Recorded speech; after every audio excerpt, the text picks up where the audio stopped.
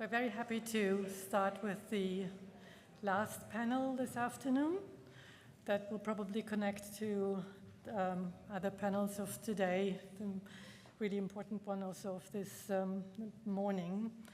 When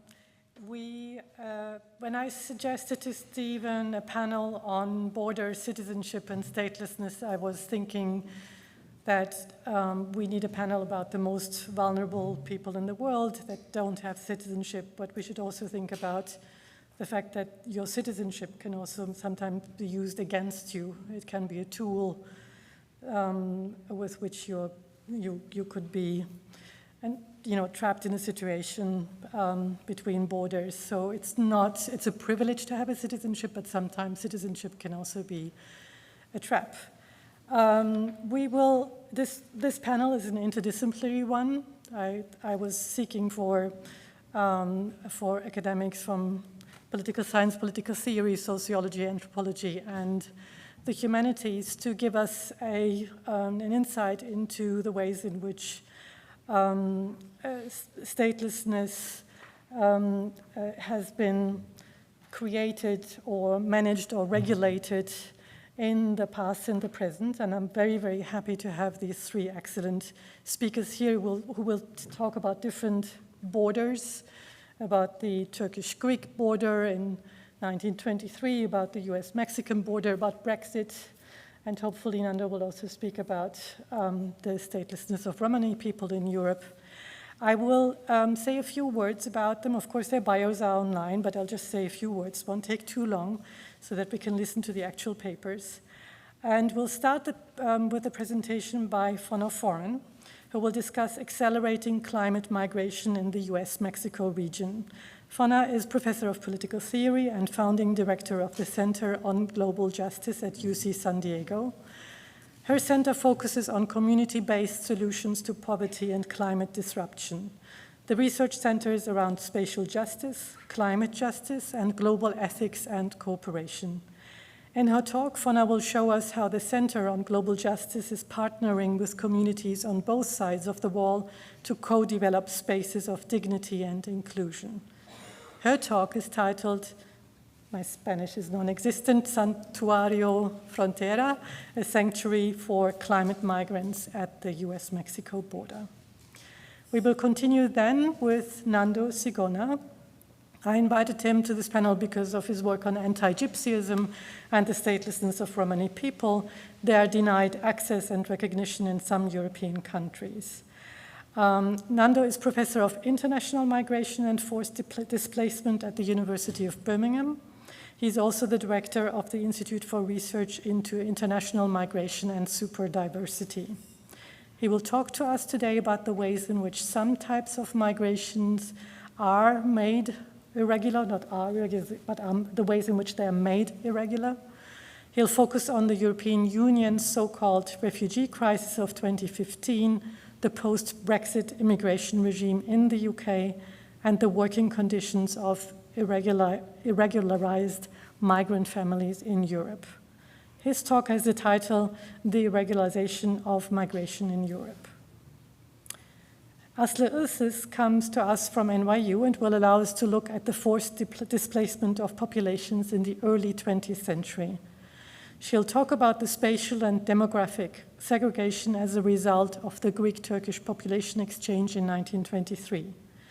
By highlighting the legal and socio-political basis of the exchange, she opens up a space to reflect upon the ways in which past regulations unfold in the present. So she'll talk about both the past and the present. Asli is Associate Professor of Middle Eastern and Islamic Studies at NYU. I know her from when we were in comparative literature at the University of Michigan. That's a long time ago. But now is Professor of Middle Eastern and Islamic Studies at NYU and a very active member of the Global Academy Committee at the Middle East Studies Association, MESA. Her talk is titled Displacement, Peace and Order, A Brief History of the Present. We'll start with Fonna, and I'm really excited to have you all three, and we'll have the discussion afterwards, so please collect your questions, and then the mic will go around, will come to you, Well, I hope that we'll have a productive discussion. Thank you very much. Thank you.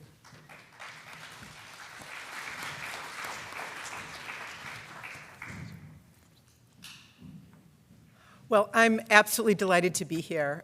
Thank you so much for this invitation to share our work at UC San Diego's Center on Global Justice and the accelerating migration crisis we're experiencing at the border just a couple of miles from our campus.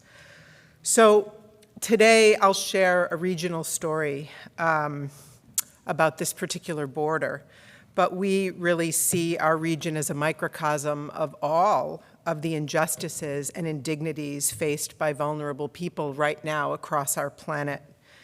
Political violence, climate disruption, deepening inequality, accelerating migration. These are Haitians in Tijuana about 2.5 years ago. Rising nationalism and border building everywhere. I live and work a few miles away from the child detention centers that will forever stain this period of American history. San Diego, Tijuana is a lightning rod for American nativism. In recent years, tens of thousands of Mexican, Central American, and Haitian migrants waited at the wall for asylum that never came, too often reviled by the public on both sides of the wall as a nuisance or an infestation. Many sat in U.S. detention centers as tools of deterrence, exposed to a global pandemic and separated forcibly from their children. It's been devastating in recent years to witness the emotional impact on children, their fear, and the inevitable psychic internalization of being socially and morally marginalized. Ambiguous asylum policy in the US right now and the prospect of more early on border porosity is now drawing even more people north. Conditions intensify again here, there, every day. And climate change is accelerating these flows. Everyone tends to see northward migration in this part of the world as a function of violence and poverty, and of course, this is true. But climate change is a threat multiplier. It makes poverty and food insecurity worse, aggravates violence, and ultimately compounds the reasons why people are willing to take the risk, leave their homes, and walk north. A recent United Nations survey found that 72% of arriving migrants at the San Diego-Tijuana border are agricultural workers, and identified agricultural instability as a major factor in their decision to walk north. So, two preliminary geopolitical comments before I introduce you to our work. First, international agencies do not see these people as refugees, but as economic migrants who are drawn toward a better life. So they're not entitled to international refugee protection under the Geneva Convention, for example. By mid-century, climate change is projected to displace millions and as many as 1 billion people. Our commitment here, to resilience in our center includes serious and central attention to this dramatic demographic shift that we are going to be facing on a planetary scale. And we really also need to retool our language. In the US, we often refer to waves of northward migration as caravans, where the particularity of human struggle dissolves into an abstract movement, an invasion to be grasped in its magnitude from above. When depicted aerially within a mass of others, the migrant loses her own story. Her reasons become invisible, her rights easier to violate, fueling public fear and ugly political tropes about infestation. So we really need to be rethinking our language. Second geopolitical issue. As climate migration accelerates, there's a deepening tension or contention between the migration community and the conservation community, between those who advocate for migrants' rights, rights to safe resettlement and safe journey and so forth, and those who prioritize ecosystems, wildlife habitats, and biodiversity loss. We created this infographic recently for the IUCN to illustrate global hot zones where climate change is intensifying this clash. So the need for strategic cooperative planning is more urgent than ever. So our border region at San Diego, Tijuana, the US-Mexico border, is one of these regions, an epicenter of both accelerating migration and dramatic biodiversity loss. Finding common ground, very literally common ground for nature and people, is our priority in the Center on Global Justice. So we're a team of social scientists, urban designers, architects and urbanists, engineers, environmental and public health researchers, and cultural producers. We have a team of artists that are with us. To carry out our work, we've developed a network of sanctuary spaces on both sides of the wall called the UCSD Community Stations, where we partner with border communities to build spaces of sanctuary and dignity for both people and nature, including the largest migrant sanctuary in the US-Mexico border region, which I will share with you. We have 4 stations in total, 2 on each side of the wall. Our campus in yellow there, just 30 minutes from them all. Each station is designed, funded, built, programmed, and maintained collaboratively between our campus and a network of community-based organizations. Okay, so I will briefly share one of them with you that sits at the edges of Tijuana. I preface one more note, that we are keenly attuned to power dynamics when universities arrive in communities, particularly underserved communities. Academic culture is obviously filled with vertical assumptions that we know more, that we are trained to solve the world's problems if only they would listen to us. We're committed instead to horizontal practices of co-production, engaging migrant communities as partners with knowledge and agency. Everyone contributes, everyone learns, and we do things together in the border region that no one could possibly do on their own.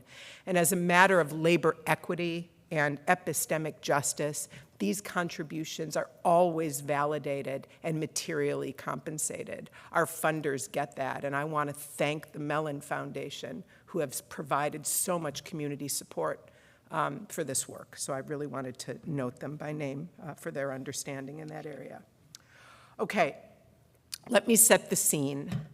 When migrants arrive in Tijuana, most find themselves over time in the informal canyon settlements at the western periphery of the city. We work in one of those canyons called the Los Laureles Canyon, which is immediately adjacent to the border wall and now home to 100,000 people. So here's 26. This aerial video shows Laureles Canyon and the precarious settlements that have sprawled on its slopes. This site sits just 25 minutes from our US-based campus and demonstrates the dramatic proximity of wealth and extreme poverty in this region. Laureles is impacted by dump sites, drastic erosion, flooding, and landslides, exacerbated by the dramatic precipitation fluctuations of climate change and the informal building practices of arriving migrants. Laureles lacks water and waste management, so much of the trash and tons of sediment is siphoned northward through sewage drains that the US intelligently carved into their border wall. And it all ends up in the US, on the US side, in a protected estuary. It's a hot mess and illustrates a number of things: the conflict between human and natural systems, and a stunning lack of collaboration between the US and Mexico to handle this shared regional challenge. So enter UC San Diego. We've assembled a binational coalition of nonprofits and universities, state and municipal agencies to protect unsquatted parcels in the canyon settlement with nature-based green infrastructure. The cross-border commons, as we call it, is a binational conservancy that links the informal settlement in Mexico with the US estuary, forming a continuous eco-social envelope, a kind of sponge, really, that crosses the wall and protects the environmental systems shared by both sides. Now, our UCSD Alacran community station is located inside one of these conservation islands in the most precarious and polluted sub-basin of the canyon.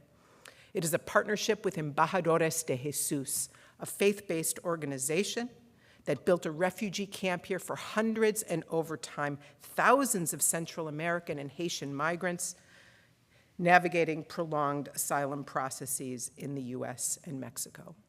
Several years ago, we joined forces to increase their shelter capacity. In our work, we often approach and negotiate with local factories to subsidize building materials. Multinational factories in Tijuana or maquiladoras typically situate themselves strategically near the zones where migrants land for easy access to cheap labor. So we knock on the door and we propose to them a sort of ethical loop where the factory invests in the housing of its workers.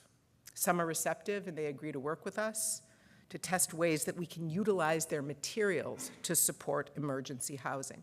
So here we are inside of Mecalux, a Spanish maquila, building a prototype for our Alacran station, retrofitting their prefabricated metal shelving systems into structural scaffolds for housing. And there you see it. Santuario Frontera broke ground last year at the UCSD Alacran Community Station site. Here, a team of skilled migrants, residents, are installing the Mecalux frames as roofing systems.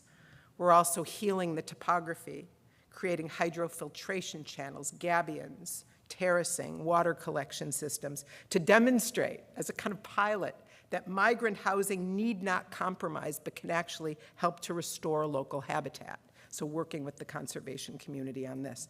The site now houses 1,800 people, and as I said, has become the largest migrant shelter sanctuary in the US-Mexico border region. Once completed, the site will accommodate an additional 3,000 people through a combination of dormitory spaces and family units for women and children.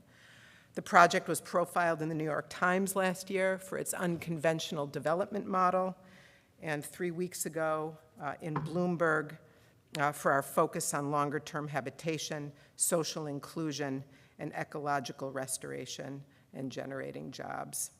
The site includes spaces for vocational training, fabrication, and small-scale economic development, including a resident-owned construction cooperative that is building out this site and will stay operational for future jobs to circle income back into the community, kind of a circular economy model. So this seems very idiosyncratic and unique. But we see this as a translatable model of collaboration between a public university, a faith-based organization, and a multinational factory. And with so much momentum and philanthropic support, we're now transforming the site into a full-on sanctuary neighborhood with social support, services, a hydroponics farm, an industrial kitchen, and this summer, a health clinic with a consortium of regional medical schools. The state of Baja California just helped us open an elementary and middle school on the site. Huge victory. There's no more effective way of integrating children into the life of a community than education. The average stay of a family at this shelter is 2.5 years. Okay, so these social services are absolutely essential. And this is Little Amal. You may know of Little Amal, the 14-foot puppet of a Syrian refugee girl who has walked across the world, and we welcomed her at the shelter to meet with our kids in the fall. Could you play this video? I think I might have forgotten to give you this one. So there's so much more to say. You know, when migrants first arrive, they have immediate needs of, food and water and medicine and shelter, urgent needs of the body, and providing these needs is the proper response of an ethical society. But, as hospitality, this kind of charitable urge is not the appropriate model for an inclusive society. Migrants need to be integrated into the civic, social, economic, and cultural life of a city, staying needs to be an option, right? Rather than the need to continually move forward. In an era of accelerating climate migration, we really need to evolve from hospitality thinking to inclusion thinking. I'd like to close with a note about collaborating across borders as the migration crisis accelerates. Despite the wall and the ugly political rhetoric designed to divide us, San Diego Tijuana is a binational ecology of flows and circulations, and our future here is intertwined. Air, water, waste, health, culture, money, hope, love, justice, these things don't stop at walls. Border zones are unrelentingly porous places. So ultimately, we see ourselves involved in a cultural project. We want to change public perceptions about interdependence across borders. We want to cultivate a sense of belonging that is defined not by the nation state or the documents you carry in your pocket, but by the shared interests and aspirations among people who inhabit a violently disrupted civic space. So we curate unwalling experiments that dissolve the wall, using visual tools like these diagrams and radical cartographies to reimagine, right, eco-social interdependence across this wall. Several years ago, we curated a cross-border public action through one of the sewage drains that the US had carved into the wall between Larelas Canyon and the estuary on the US side. We negotiated a permit with Homeland Security to transform the drain into an official port of entry going southbound for 24 hours. They agreed.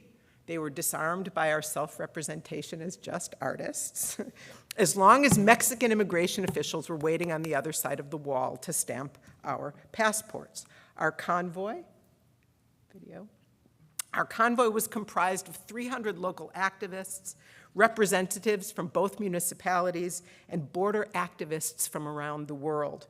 And as we moved together southbound under the wall, here you go, you'll see a center, we witnessed slum wastewater and plastics rushing northward toward the estuary beneath our feet.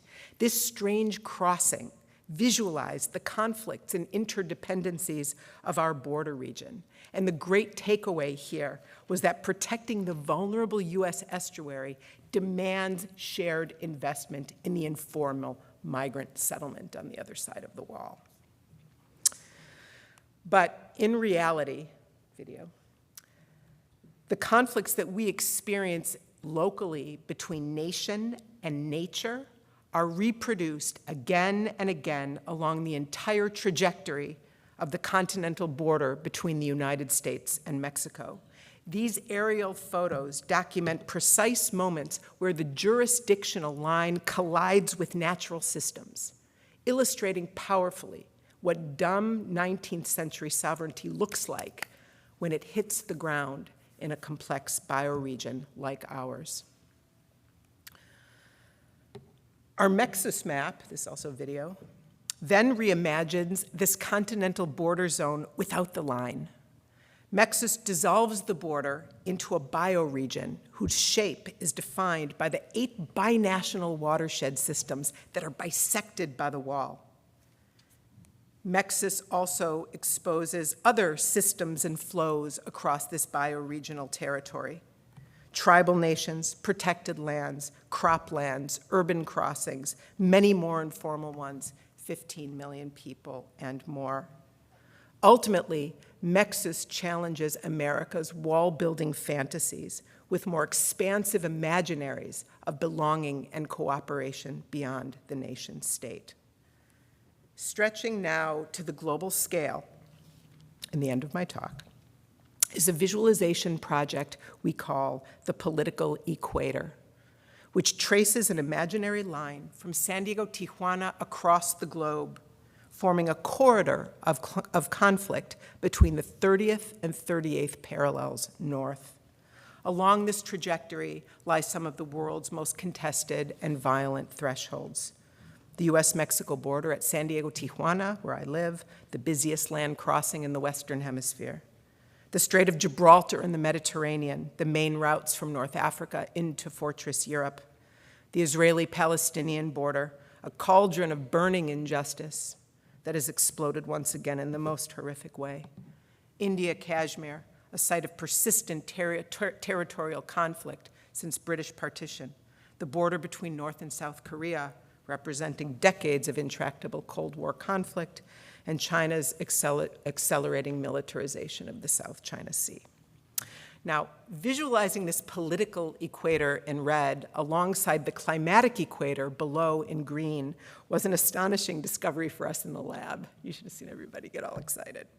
Because the ribbon in between them, give or take a few degrees, contains our planet's most populous informal settlements, its sites of greatest natural resource extraction and export, and its zones of greatest political instability, climate vulnerability, and human displacement.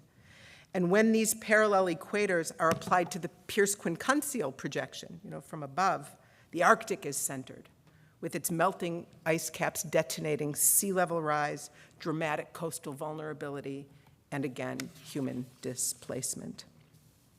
In the end, the collision of nationalism and border building, climate catastrophe, and the dramatic movement of peoples is the global injustice trifecta of our time. But as I said at the beginning, these dynamics always hit the ground somewhere and are experienced locally, in everyday places like ours and like yours. And from the perspective of rapid, responsive collective action, there's hope in that localism. Thank you.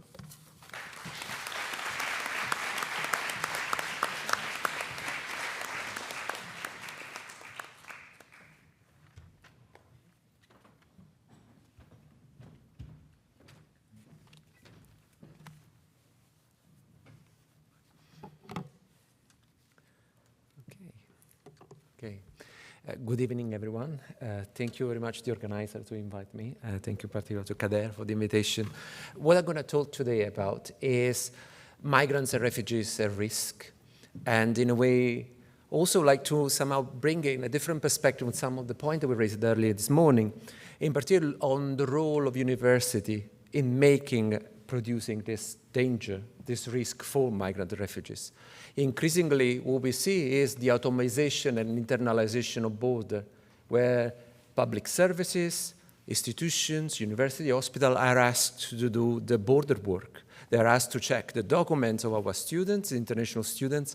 And paradoxically, consider university like in Britain, where over 25% of the academics are actually immigrants themselves, first generation, you end up in this paradoxical position where the migrants have to be the people checking the documents of the international students. Okay? So it's useful to remember this, because it's also a way of avoiding idealizing the university or only blaming the senior management. It's actually a role that is actually on the front line on people that have to check the signature or has to see their PhD students every month, because otherwise they get reported to the Home Office if they don't see them. It's a requirement and they lose their visa. Just last week, there was in the news a story about a PhD student from Nigeria that raised a complaint against the university. A university in response said, if you don't pull out this complaint, we are going to basically take away your visa. You're going to be deported. We are going to report you to the Home Office. So using the immigration status as a weapon against the complaint against the university. And this is also quite an important point to stress, is that when we talk about migration, when we talk about the politics of migration, very often what we end up to focus on is on the migrants or the asylum seekers or on the refugees, even from a more sort of liberal and progressive perspective. The migrant rights campaigner, the advocate, is all about focusing on the figure of the migrants. And sometimes what is lost in this process is the connections and the way that the politics of migration also serves other agendas, other interests and different and different actors that at play at the same time. In many ways, even if you think about irregular migration or undocumented migration, in the US you will use more undocumented migration as a term, it's very often assumed and produced as a global problem, as a problem that's shared by several countries. It's assumed that we know what we are talking about. Frequently also within the migration studies literature, we tend to construct irregular migrants in a binary between regular and irregular, where it's very clear where are the boundaries there. What I'm suggesting here is to shift the perspective from this irregular migration, using a term like irregularization of migration as a way of emphasizing the process that produce some groups of people as some forms of migration as irregular at a specific time and in a specific place. And in a way, it's an important reminder also that as now over 20 years ago, Nicholas de Genovas was pointing out that in a sense, illegality in inverted comma is the dark side of immigration law, is the product of immigration law. For these 20 years, a lot of attention has been focused on the role of the nation state, and the national order of things has the place that produce irregularity. What I'm trying to look at here is to show, first of all, who is irregular and what migration is considered irregular change, not just geographically, but also historically or over time, but also how it's important to pay attention not only to the context, but also to the circumstances where this irregularization is produced. The key role in this process is played by label and the categories, what we call the politics of naming of migration is a central part of this process. So the focus then become on the problematization rather than on the social problem of irregular migrants. Who and why is this constructed as an irregular migrant in a specific time and a place? And I will give you two examples of this process. The first one would be related to the so-called refugee crisis, the Mediterranean refugee crisis of 2015-16. And it's interesting because that refugee crisis is called European if you look at the 2015-16. If you look from an Italian perspective, the place where I'm from, it started like 5 years before and it's continued since. So it's really interesting how even the construction of the problematization of specific form of mobility through the lens of the crisis, which has become more and more central in understanding the politics of migration in the present, it's also an important aspect to bear in mind. And the other example I'm going to give is the criminalization of the crossing of the English Channel. Why is it interesting? And how it relates to Brexit. One thing which is interesting to point out is at the time in which there were millions of people crossing the Mediterranean in 2015-16 on boats, no one crossed from France into the UK on boats. It's almost interesting, at the peak of the refugee crisis of Europe, Britain was protected. And despite the narrative that came out from Brexit, that one of the reasons for Brexit was taking back control of the border, what is paradoxical and also revealing at the same time is that since the country left the European Union, the sea border between France and England has been reconstituted, resignified, and has become vulnerable. And this is where this new arrival has come from. It's because it has changed the meaning of the border from Brexit. But this is partly a different story that I'm going to focus a lot. So in an interesting word to unpack in relation to the migration and refugee crisis of 2015 is actually the word crisis, which in a sense, around this term of migration crisis, what we have seen as a result of it has been a complete reconstruction of the governance of migration in the Mediterranean. Just to give you an example, the European agency, border agency, Frontex, went from a budget of a few million of euros a year to a multi-billion budget in a decade which started around this issue of the crisis. They became, and this is where also our role as a researcher is important, they became the one producing the number, producing the knowledge around the crossing, the one that were providing the figures around how many people cross and how many people get detected, for example. But there are other two actors that within the crisis played a major role, and one is the UNHCR, the UN Refugee Agency, and the other one is IOM, the International Organization of Migration. The first one was focused on the people alive. The second one was focusing on the people that were dying at sea. And they became the one holding that knowledge. What is interesting there, that as a result of this sort of knowledge production and the crisis, one thing that IOM had tried to do for decades finally happened. They became a UN agency. They had tried for over 2 decades to be recognized as a UN agency. As a result of that crisis, they managed to reposition themselves within the UN family as the one agency dealing with migrants. But this also created another problem that we are seeing now somehow, is the competition between agencies about who is crossing the sea. Who is crossing? Is it refugees? Is it migrants? Is it part of my mandate or is it part of yours? And this is something that has been reproduced also in the current debate around the global compact on migration and the global compact on refugees is particularly revealing of this process. So one thing that we notice here, and this is in a way where we are moving away from the Genova production of illegality as the product of national law, is that the irregular migration is constructed as a problem, but beyond the border of the states. In the context of the European Union, it was the product, for example, of the process of Europeanization of migration. And as a colleague pointed out, Europe is being constituted and reconstituted by taking control of the migration issue. So through basically claiming the borders of the Mediterranean as European borders, is the Europe itself gets reconstituted in this process. And what is actually interesting, and also help us to open up the conversation, is that Europe itself has a history of being created around crisis. Europe is the response, in a sense, the European Union is the response to the Second World War, the need to overcome the consequences of the Second World War, also the conflict within the state. So the European Union was a response to a crisis there, and over the years has grown, has established new spaces for its polity on the basis of being able to provide a better answer to issues than the nation state. So in many ways, you can see the stories of the politics of migration fitting in a big stories about the production of the European Union. Okay?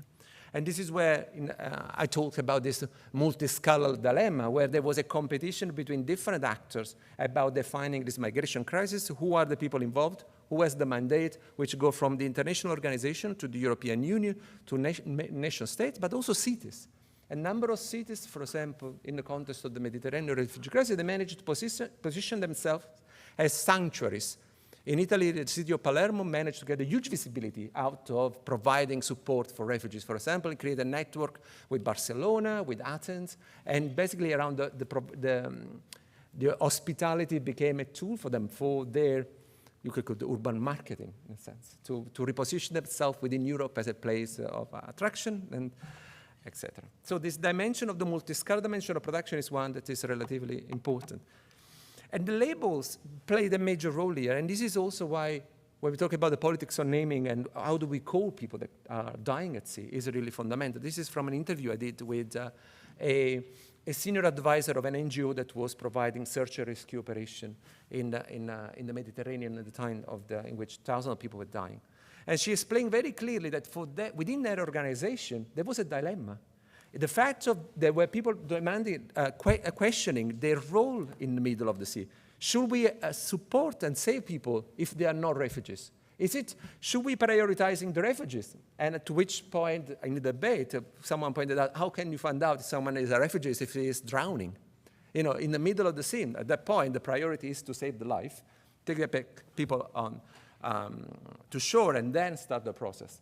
But that was very interesting because they found themselves for a while also interrupting their search and rescue operation until this was solved. And so that's where the labels are important. This was one among the best organizations providing support at the time. So who counts as an irregular migrant today?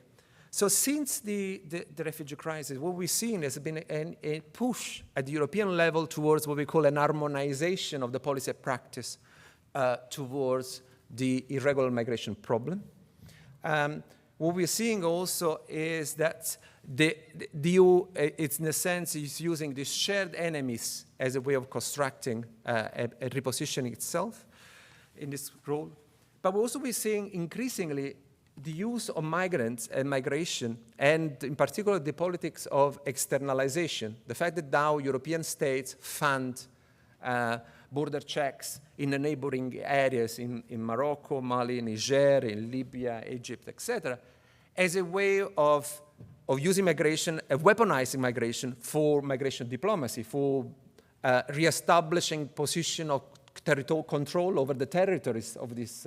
So there is, in a sense, a coloniality of migration controls at the surface, also because, and then you just need to see, for example, which European countries goes to which African states to negotiate this deal is already very interesting. I mean, you can see, for example, the Italians negotiating with Libya before, with Gaddafi, and trying to rebuild their roles now at the time, or with Tunisia, where there is the Italian prime minister going there, but then you got the Germans to go towards the countries in Niger and in the more sub-Saharan Africa.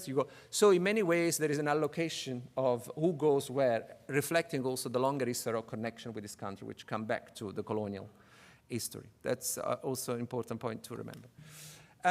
We see also, and this is a relatively new actors in this game, and which has been very well captured by Ruben Anderson in his book Illegality, Inc., is in a sense the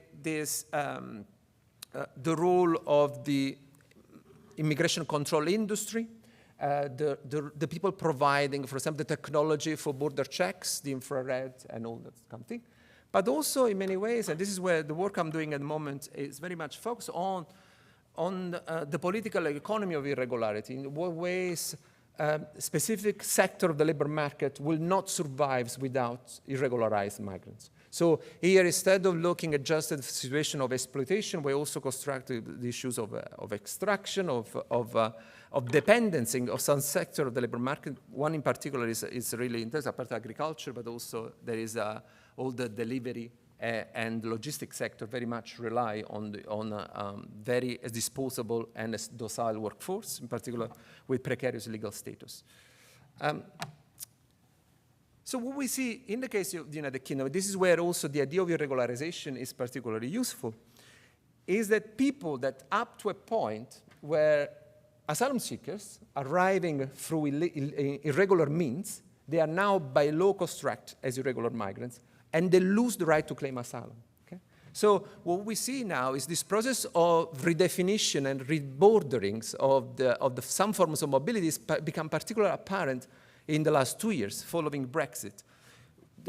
In 2023, the UK government passed an act called Illegal Migration Act. They then, in 2024, passed another one called Safety of Rwanda Act.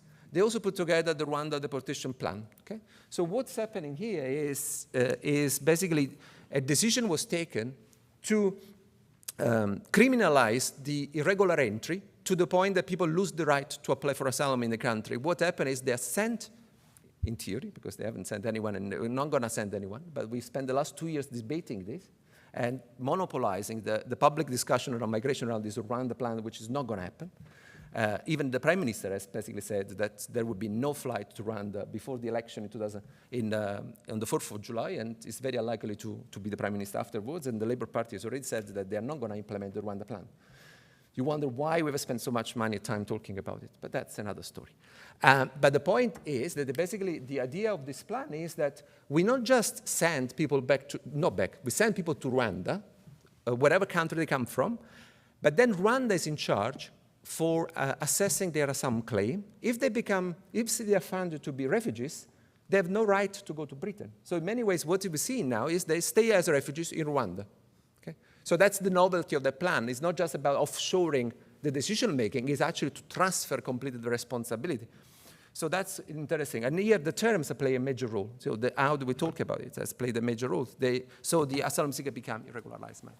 But another group that is also particularly interesting, in a way of the opposite direction. So here you have people that previously would be regular that are now constructed as irregular as part of a change in legislation.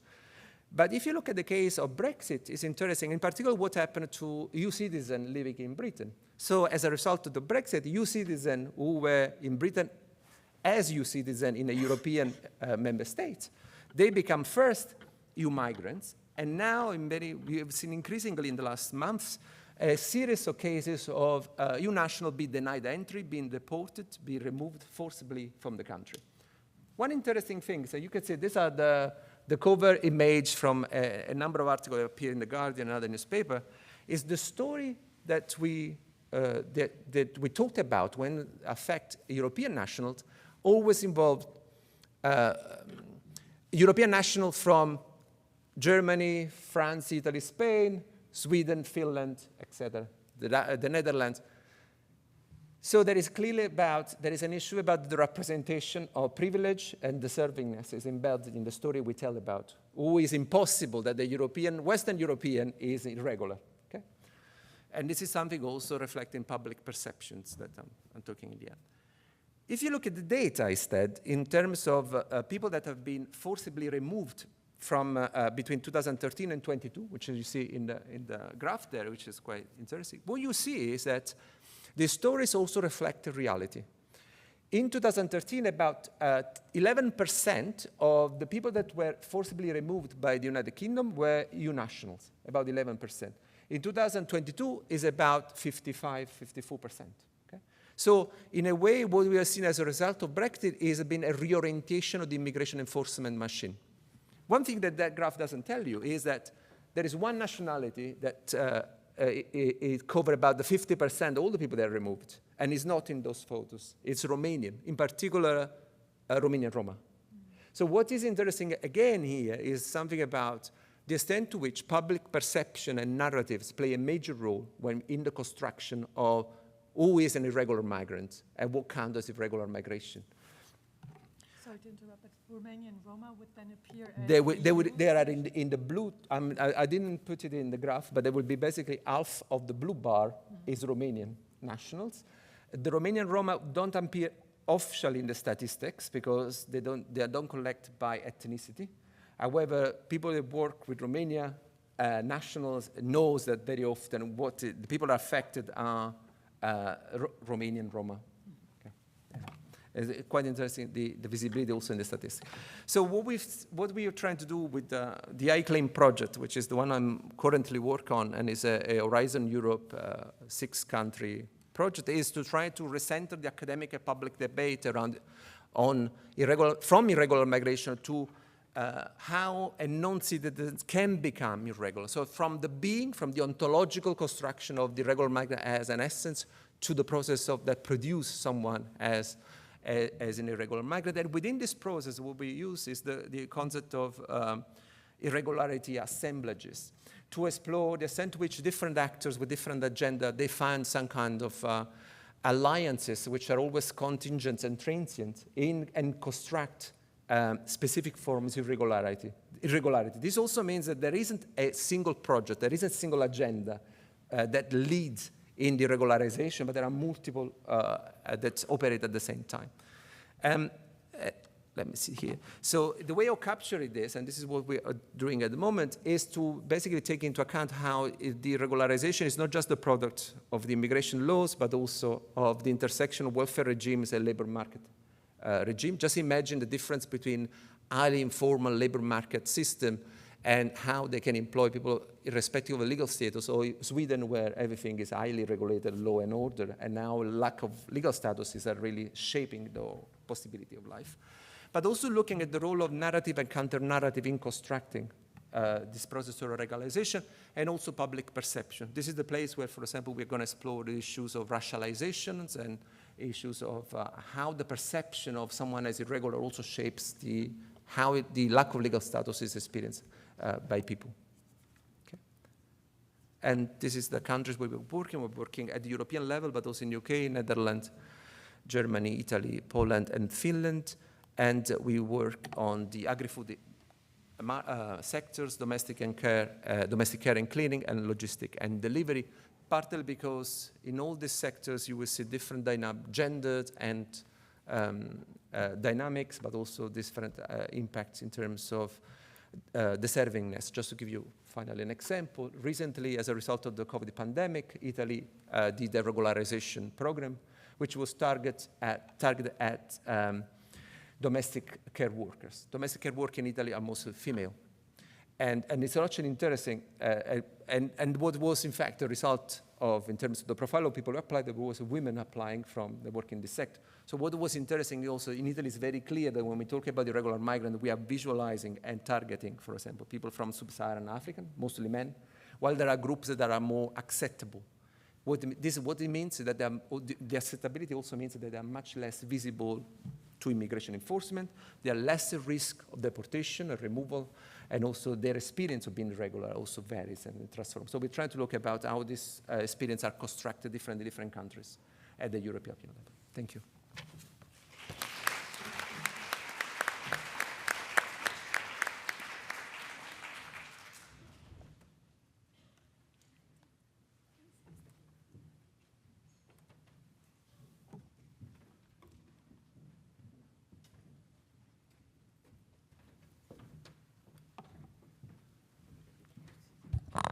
I was asking if I should come here because I usually disappear behind podiums. So, but okay, I'm here. All right. So thank you so much for this invitation to everyone who contributed to its organization, to the staff members who facilitated this process, and to Kader Konuk for inviting me on the board, and to the panelists, my fellow panelists, for their very interesting conversations. And to you for being here on a Wednesday, the last talk of the last panel. So when Kader Konuk first invited me to take part in this panel, I thought that I will be going back to the Greek-Turkish population exchange, which is something that I started working in 1999, but for the reasons that I hope will become clearer now as I move forward. Every time I'm like, thank God I'm done with this project, something just holds me back and I go back to it. And so what I will be doing is talking about a few key moments in order to address the history of this present. But when we talk about the history of present, it's usually a methodological question that we are raising. Different genealogies, how they unfold into the past, from the past into the present, different implications of different pasts in a given present. But what does that present entail? So this is why I will start with NYU, my own institution. This is one of the aspects of the present. This is from April 22nd, and this is where you see the encampments in the Gould Plaza at NYU. And you see also the faculty members holding hands, trying to shield the students from provocation, violent slurs, and later NYPD, but that didn't go too well. And then what you see at the bottom is once that area was evacuated by the NYPD forcibly, what you see is how NYU, a couple of days later, has itself established walls. And the faculty members that you see in the evening, they have been arrested together with the students who were in the encampment. And right now, when the students were actually demonstrating against some of the outcomes, logical outcomes of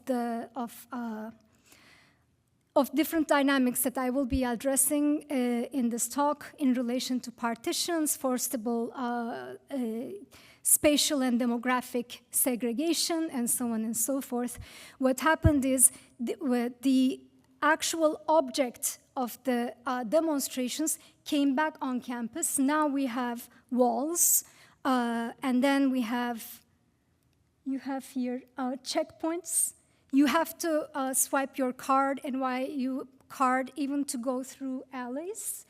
And then you see the campus, like the police presence on campus here. And you see here the second encampment area, safeguarded also by the campus security. I blurred the faces of the campus security. I must say I'm nicer to them than they have been to us. And so this is part of the present that I will be discussing, something that came home. And in addition to this, I also wanted to address, like originally, I wanted to address the so-called refugee crisis. The Greek and Turkish border is very prominent in that regard. And especially after 2015 and the bid with the European Union, when the Turkish government received a large sum of money from the EU in order to maintain the refugees inside Turkey, turning effectively the borders of Turkey into a wall, so that the refugees can be kept at bay from the Greek border and by extension, the European border.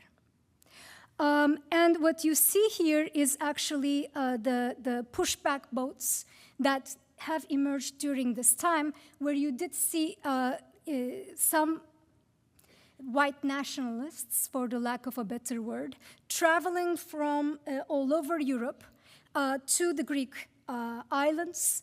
And in this case, it's in the border in the mainland, but also to contribute to the pushback, meaning if a refugee boat did reach the shores, they would come and push them back into the sea and sending them back to their death.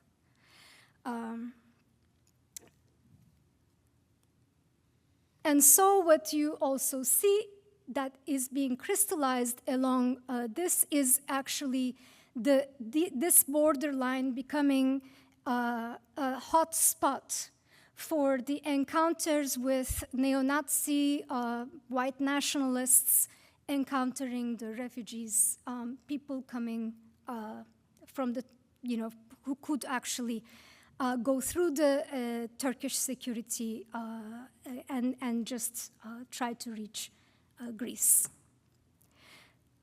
And I must say that the Turkish government is also following these encounters and reporting them, and why I will address later. So Greece and Turkey have long been, in this position, especially after Greece obtained its independence from the Ottoman Empire, the 19th century being the post-empires turning into, and the rise of different nation states emerging. And the Greek state was the first to emerge from that process. The Turkish case only happened about 100 years later. And what happened is that the following a 1919-1922 irredentist war, where Greece was trying to take back certain parts of the mainland that is Turkey today, with the backing of the Great Britain, and which ended in the defeat of the Greek state, and then from the ashes of the Ottoman, what was remaining of the Ottoman state, emerged modern Turkey. What this led was the first in legal history, the first agreement between two nation states that agreed to exchange their religious minorities in the form of swapping. So it affected the lives of about 1.5 million people. What this meant is Muslims in Greece were going to be exchanged with the Christian Orthodox, Greek Orthodox in Turkey. And the reason why this was a first was because it was internationally ratified and internationally executed with the help of the League of Nations, the predecessor of the United Nations. What this agreement also entailed is, yes, the lives of many people. It affected it affected agriculture. It affected many different things. And it contributed to the demuslimization of Greece and de-Christianization of Turkey. But during the exchange discussions at the Lausanne Convention, one of the key issues that kept coming back again and again was the 1915 genocide of the Armenians, Pontic Greeks, which were in the north, and then the Assyrians, which were in the south, all around the Russian border. And the idea was that, do you want these remaining populations to actually be subjected to the same kind of violence? So this was actually legitimized as a humane solution to conflicts, as if conflicts are biologically dispositioned, as if people from the same kind of background don't have any conflicts. So came the idea in the international arena of establishing peace through spatially and demographically segregating peoples. And why is this important? 1945, at the end of the Second World War, some of the agreements, the international legal regime that has been established and that has direct implications for today, has been, was in the process of being formed, meaning the UN was in the process of being established and founded. The issues of rights and refugeehood, etc., they were all in the process of being reconfigured. And at the same time, what was happening is that basically different states after 1945 started engaging in this discussion of how to establish peace after the Second World War. One would think that after the atrocities that happened at the Holocaust and during the Second World War, the moral or if any lesson to be drawn from this experience would have been the protection of rights. Rather than that, what comes across in the legal arena is that minorities were perceived as a threat against peace. So what you see after 1945 is, on the one hand, the human rights discourses and language being written, the preamble, with the UN. But on the other hand, you also see UN offering a platform for further divide and establish order and peace kind of policy. What you have during that time is also the Greek-Turkish exchange becoming a reference point for the subsequent partitions, mass population transfers, and mass population deportations. And also during that time, there are some legal references to the Greek-Turkish population exchange, but also this being a precedent, it is also offered as an example of success. Look, they did and it worked. So after 1945, on the one hand, you have the legal regime of the international law, right? Refugeehood being reconfigured, how you can apply collective versus individual rights. But also in the same plane, you have the UN offering a platform for partitions. So 1945, Potsdam Agreement, where the German background people were expelled from Eastern and Central Europe and resettled to Germany. 1947, 1948, partitions of India, Palestine, direct implications for today. And then you have also, at the same time, the mass population transfers of the so-called Arab Jews to Israel, and the understanding that actually, okay, now that the Arab Jews arrived, the discussion then turned into, should Israel also send Palestinians in their stead? So this was all around the time where this was, again, a reference point that was being in discussion. So the key thing that recent research has shown is that this notion of partitions, which is very characteristic to the British Empire, the notions of partitions that was configured as a way of facilitating the governance for the rulers has actually not solved the problems, but rather they prolonged and postponed it, and today we are living the outcomes of it. Also at the same time, so this is the post-1945, the aftermath. When the UN is being constituted, you have also UNESCO, its educational, scientific, and cultural branch. Although these are completely different institutions, it is also one that is, let's say, connected under the rubric of United Nations. And what we see after 1945 is, again, and the establishing of UNESCO, is the idea that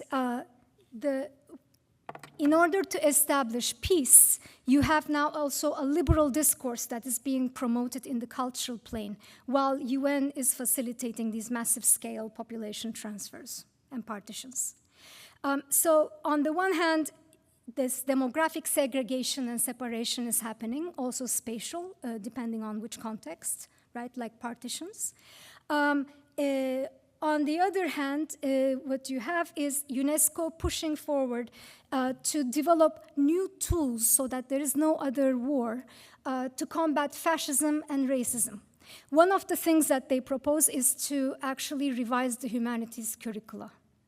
The idea is that in order to perceive, and I have put them all in red, is that in order to perceive early signs, recognition of early signs, if this were to happen again, right, in the public domain. But what you also see here is that fascism is very limited, the definition here. It is only limited to if you also read the thousands of the pages of these documents, it's limited to Italy and Germany. And it does not include Spain or Portugal, for that matter. And it is actually also very interesting to tell us about how the peace-building process operated, is that only after a few weeks, you see UNESCO has accepted Francoist Spain as a member to UNESCO itself. Without acknowledging that this is actually a fascist state. And in the meantime, what you see is, of course, the Director General, he stepped down. It caused a lot of turmoils. But this is the terms in which the notion of peace was being sought to establish, whether in the planes of education and culture and science, refuting scientific racialism was another goal, or in the fields of their demographic translation, as in separation of peoples.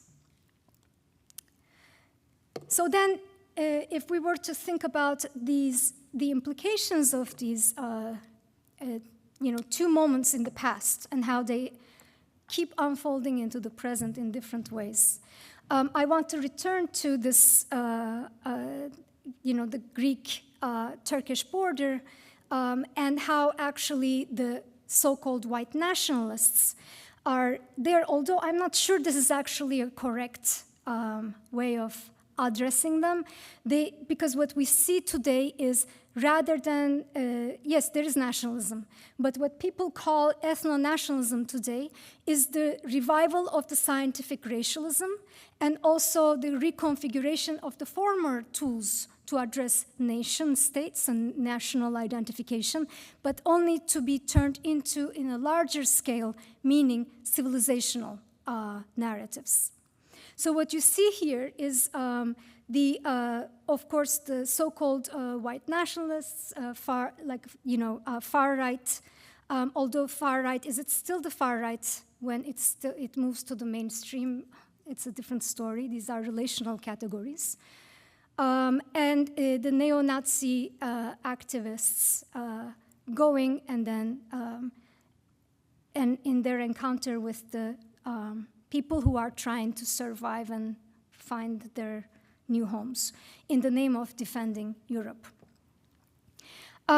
In that vein, I would like to briefly address a few other matters. So this is actually, the defense of Europe is not just people who go individually and like push the boats back, but it is also those who have generated this militarized youth trainings, and it's this is a group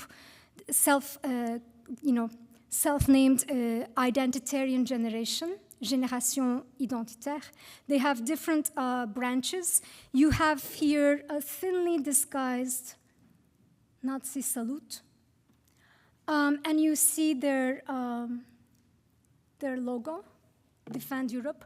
But in this case, Defend Europe, Europe is not the European Union, it is Europe and its civilization.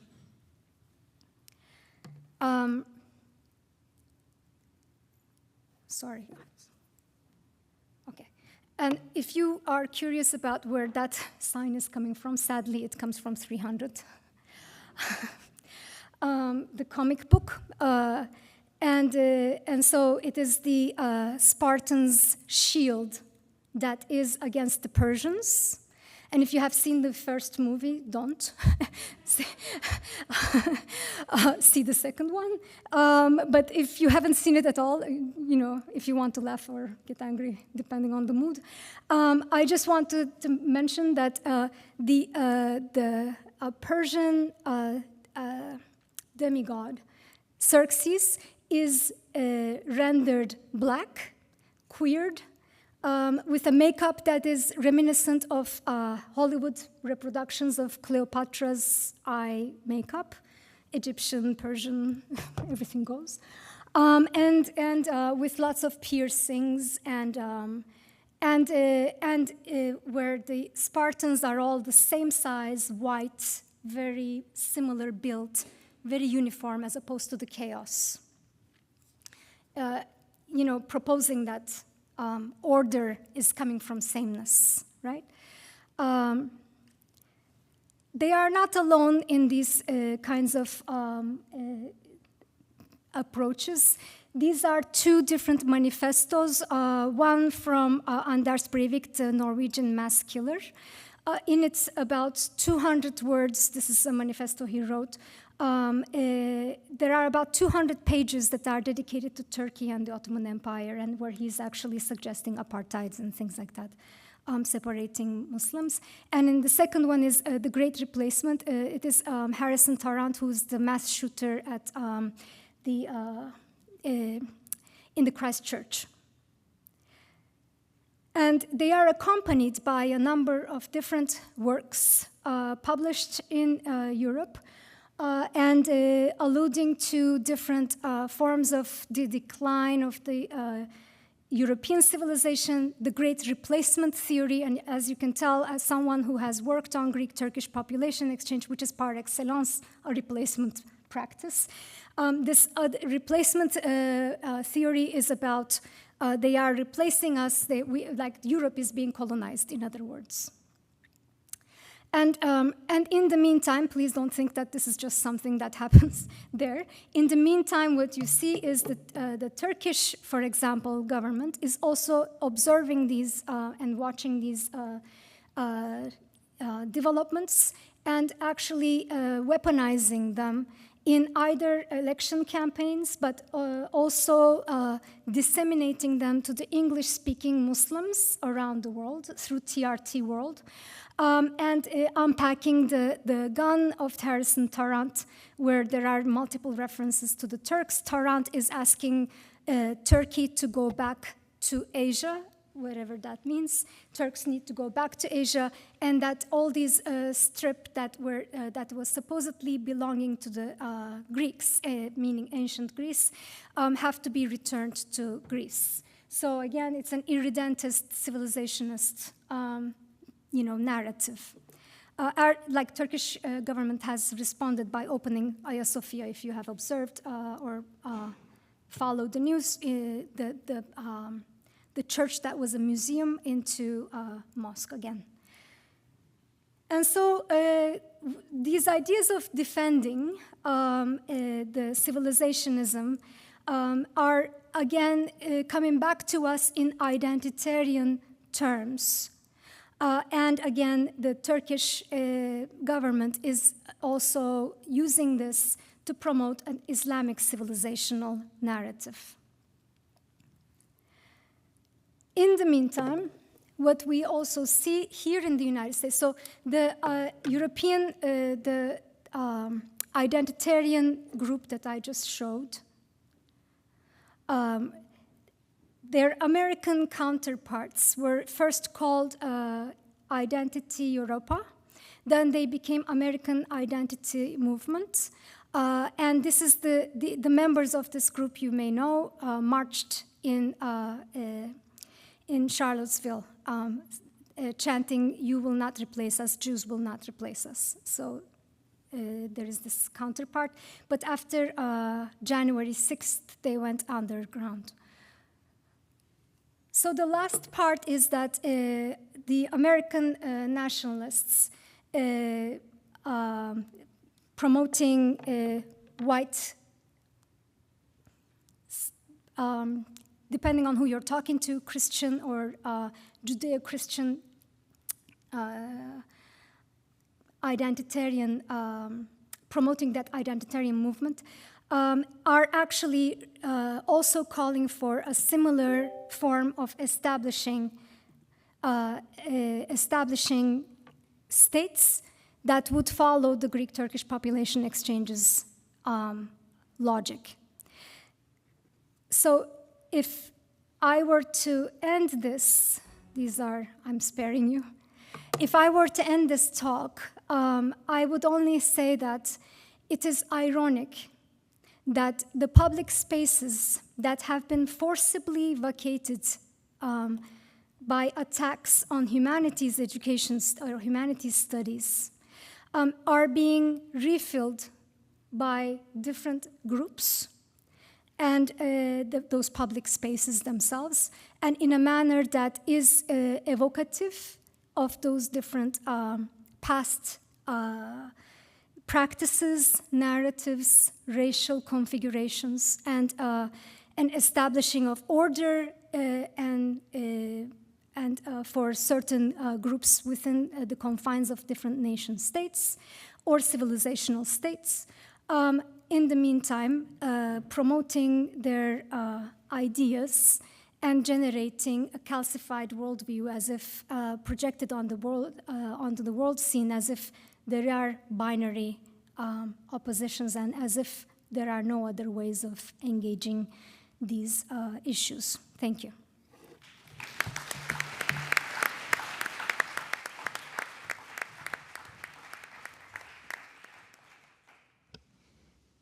Thank you for these 3 excellent papers. I was hoping for a lot, but you gave us much more to think about, and I'm kind of terrified by the picture that you drew, but we have also hopeful projects that connect to communities and try to make a difference. So I think this table is really wonderful in showing us how the past has given us models of how to further irregularize migrants and to police them, and that all reaches into our universities. And I think this is an excellent way to maybe connect also to the panel where we talked about the role of universities. And I'm struck by what Nando said in the beginning, that actually we also are part of the policing sometimes, depending on which country and which universities we are at. If we're working with a welcome service and welcoming a scholar at risk, we have to, in Germany, first go through something that's called export control. So they check whether this person is maybe on some kind of list and should not enter Germany. So there are different ways, probably nation states in collaboration with universities control the people coming into our spaces. I open up the conversation and hope for questions from you to get out maybe of this kind of like terrifying apathy in the beginning now, and maybe think about ways in connecting. And we have wonderful Vita, I think is your name, to pass the microphone around. And we have a good 10 minutes for discussion.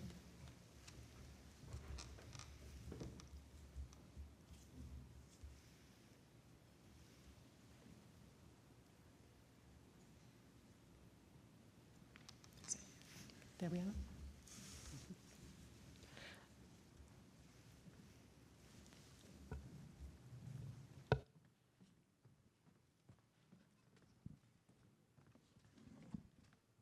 so much.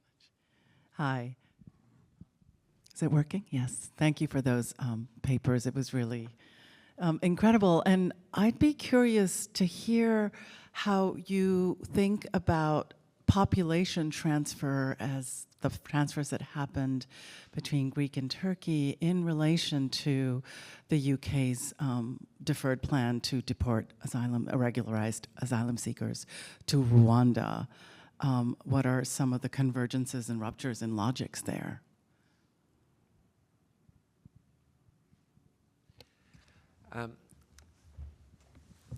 It's very different in a sense that they don't really need not even to say that it's because to ensure homogeneity. I mean, the interesting thing is that this is people can be from any place in the world, just as a result of the way they travel to the UK. Irregularly, they may end up in Rwanda. The other aspect which is interesting is the fact that we need to remember that there are no legal way to travel to the UK, apply for asylum. So in a sense, what is paradoxical in all this is that they've closed all the legal routes to the UK for all the countries where are on the top of the list of the UNHCR as a refugee-producing countries, essentially. So, and this also means another part of this argument is the fact that France is a safe place, so but then, as people say, you know, France is a safe place, but if France says the same thing about Germany, and then if Germany says the same things about the neighbor more on the east side, basically people will never be able to leave their country to seek refuge, and it's not part of what is in the Geneva Convention. The interesting things of Rwanda, I think there is a number of elements there. So first thing is not going to happen, and probably was never going to happen. It's always a way of policy that operated on a symbolic level. So at some point, for example, the Home Secretary of the United Kingdom says that there were 100 million people that were waiting to come to the UK irregularly, and so that's why we need the Rwanda plan. This is the problem about try to answer logically to people, things that politicians say. So obviously, 100 million people were not going to be able to be sent to Rwanda, where at most they were talking about 500 people at any one time, okay? So the solution of the Rwanda plan was put in place for something which was on a completely different scale. So it was never meant to work. And if it was working, actually, in a way, would have make very visible the fact that was not the right approach. So in a sense, it was very important to keep it on the agenda, but not necessarily to implement. This is also partly why one of the first things that Rishi Sunak, the current prime minister, has done is calling the election. He's already said that there would be no flight to Rwanda before the election, even if before he's always said that there were going to be plans. So in a sense, it was about basically shelving the project for now.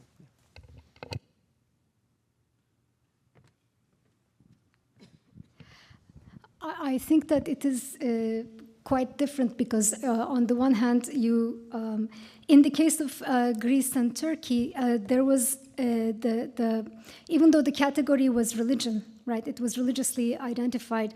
I always identify that as a racialized logic, because what it does is, if it were just religion, you could convert, but that was not an option. So it was an embodied, and it didn't matter what your allegiance was, what your preference was, right? You could be Christian, but you could be considering yourself maybe non-Greek, or you could be Muslim, but not considering yourself Turkish. And so I think that in that regard, because there was actually no room left for that kind of configuration, on the one hand, and on the other hand, even though it is usually addressed as a homogenization policy, the state officials were actually very, very clear about the fact that the incoming groups, so it's not just deportation, it also has an, what do you do now that you have all these different people? And they were all hierarchized.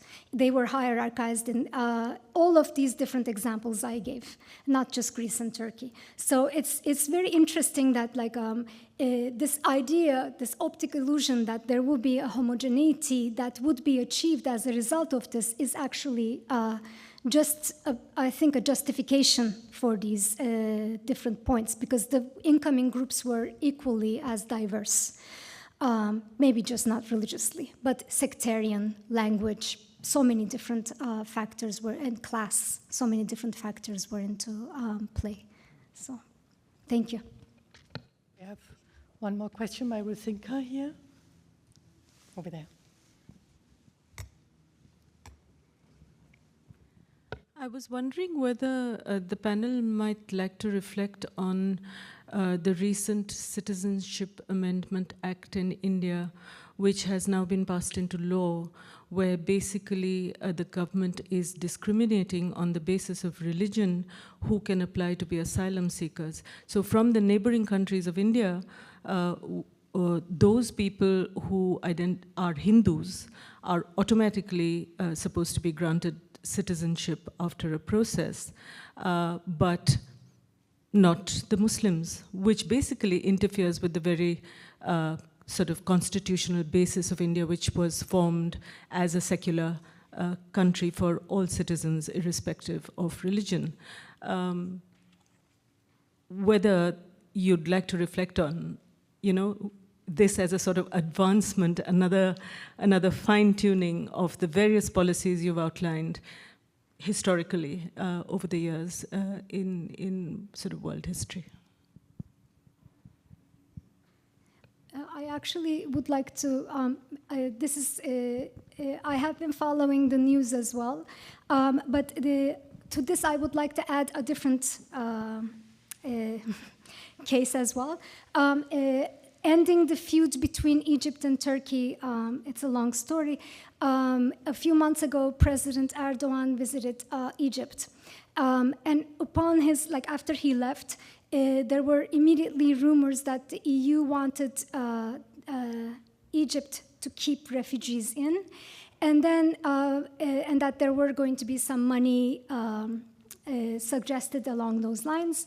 And then what happened is also at the same time, aerial photos of the North Sinai close to Gaza came into play, where they were building allegedly a massive concentration camp. So what is very interesting is whenever, that is still not being confirmed, but whenever something like this happens, it is always, the discussion is happening between Turkey and the EU, not Greece and the rest of the European Union, or it's always someone associated with the refugees that is then being said, you are more similar in the background, and therefore you can actually, so this is the flip side of the coin that you were actually mentioning. So it is sad, and it is being reproduced in so many different ways, but it did not sadly surprise me. I know it's late, but we have time for one question. One more question? Yes, please. There's the mic over there, and then, Rebecca, I can see your sign.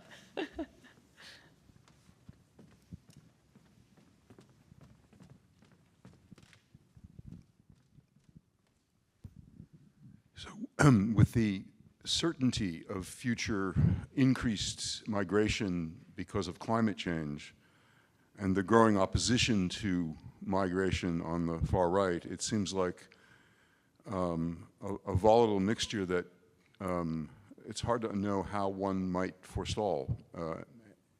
Panel have any ideas about that? So you referred to me as optimistic before.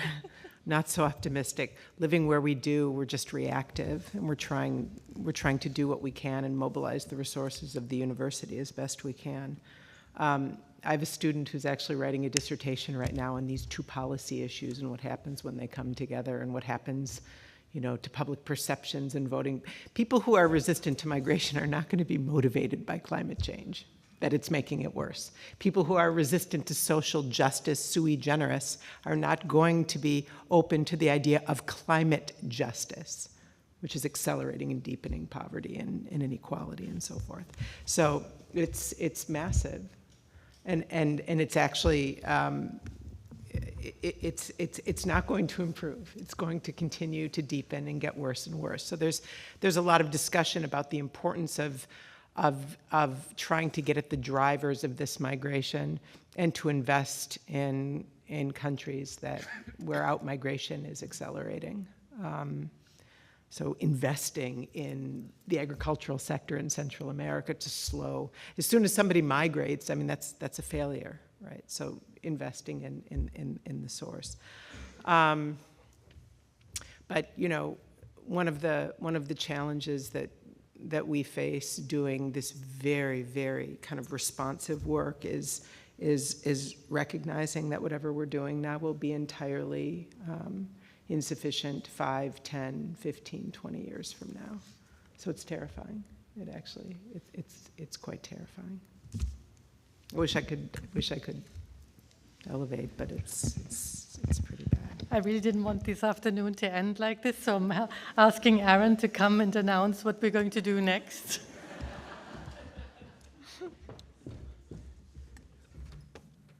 We're going to go to dinner, actually. For everyone who's registered for the dinner, just remember to bring your name badge because it has your dinner ticket inside. If you forget it or have lost it, that's totally okay. Just try to. But thank you so much to our panelists. Let's give them another round of applause.